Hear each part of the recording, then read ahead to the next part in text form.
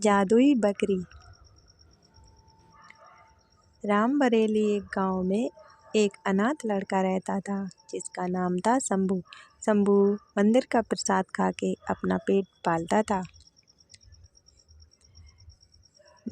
गांव के कुछ लोग आकर उसको कुछ मदद करना चाहते थे, उसे कुछ पैसे देते तो वो नहीं लेता और कहता अगर कोई काम हो तो बता दो।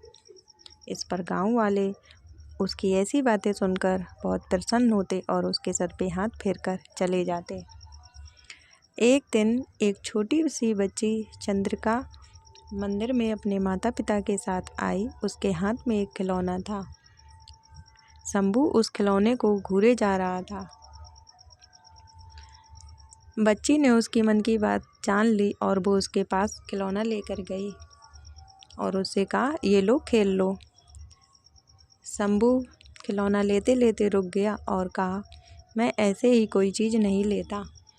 तो बच्ची ने कहा अच्छा ठीक है, तो फिर मैं तुम्हें एक काम देती हूँ, अगर तुमने वो पूरा कर दिया तो ये खिलौना तुम्हारा। शंभू ने कहा ठीक है, बताओ क्या काम करना है मुझे। उस बच्ची ने कहा मेरे क्लास में क्लास टीचर ने एक काम दिया है जिसको 10 बार बोलना है, हम में से कोई नहीं कर पाया, अगर तुम ये कर दो तो ये खिलौना तुम्हारा हो जाएगा। शंभू ने कहा ठीक है बताओ। तो फिर बच्ची ने कहा sea sells on the sea sell, इसको 10 बार बोलना है। शंभू ने कहा ठीक है। तो फिर शंभू ने बोलना शुरू किया सी सेल, अरे नहीं बाबा, सी सेल्स। शंभू ने फिर से रिपीट किया। तो फिर उस बच्ची ने कहा तुम अभ्यास करो, इतनी आसान नहीं है बोलना। और फिर वो बच्ची ने कहा मैं अगली शुक्रवार को फिर से आऊँगी, तब तक तुम इसकी प्रैक्टिस करते रहो, तब तक तुम्हें ज़रूर प्रैक्टिस हो जाएगी और फिर जब तुम ये बात 10 बार बोल दोगे तो फिर ये खिलौना तुम्हें दे दूँगी। और कहकर वो चली जाती है। शंभू ये कहते कहते बहुत दूर निकल जाता है और फिर वो गांव के बहुत ही दूर निकल आता है। वो उस मंत्र को लगातार कहते जा रहा था कि वो गांव के बाहर निकल आता है। गांव के बाहर एक पेड़ था जिस पर 2 राक्षस बैठे थे।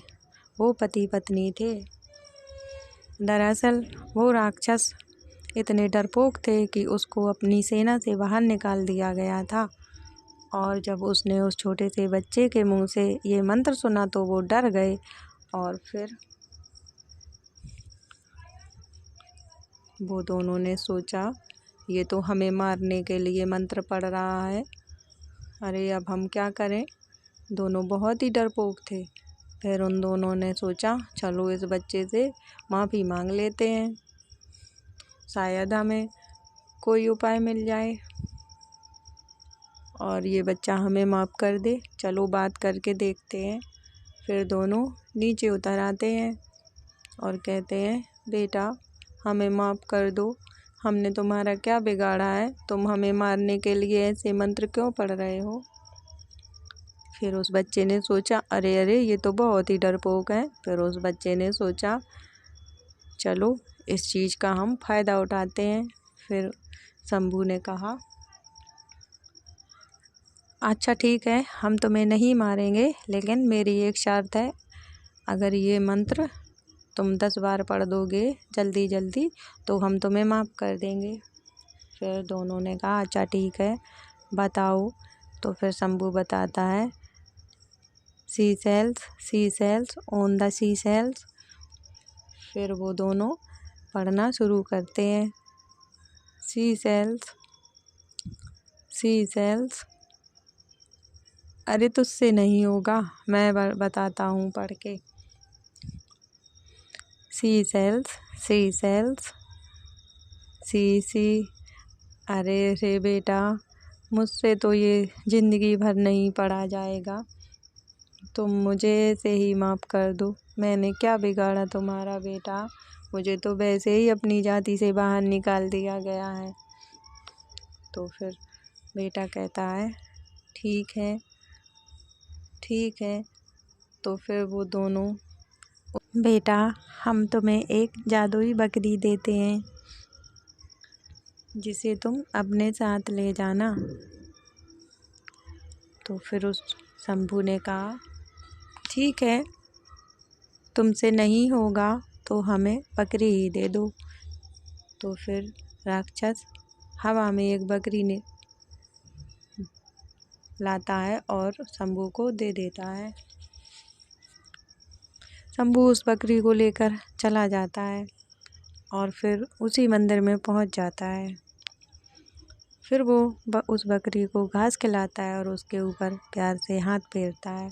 जैसे ही शंभू ने बकरी के ऊपर हाथ फेरा, वो सोने की मुद्रा निकलने लगी।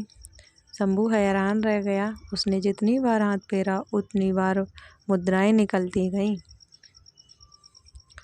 देखते ही देखते ढेर सारी मुद्राएं बकरी ने दे दी। शंभू ने उन सारी मुद्राओं को मंदिर के पीछे छुपा दिया और फिर अगले दिन शंभू बकरी को लेकर उस पेड़ के नीचे गया उन दोनों को वापस करने, लेकिन वो दोनों का कहीं अता पता नहीं था। वो दोनों वहाँ से गायब हो चुके थे। फिर शंभू वहाँ से वापस आ गया और उसने उन मुद्राओं को गरीबों में बांट दिया और एक दुकान खोल ली। जहाँ जहाँ सूखा पड़ता वो वहाँ जाता और सबकी मदद। फिर उसने उसी चंद्रिका से शादी कर ली जिसने उसकी ज़िंदगी बदली।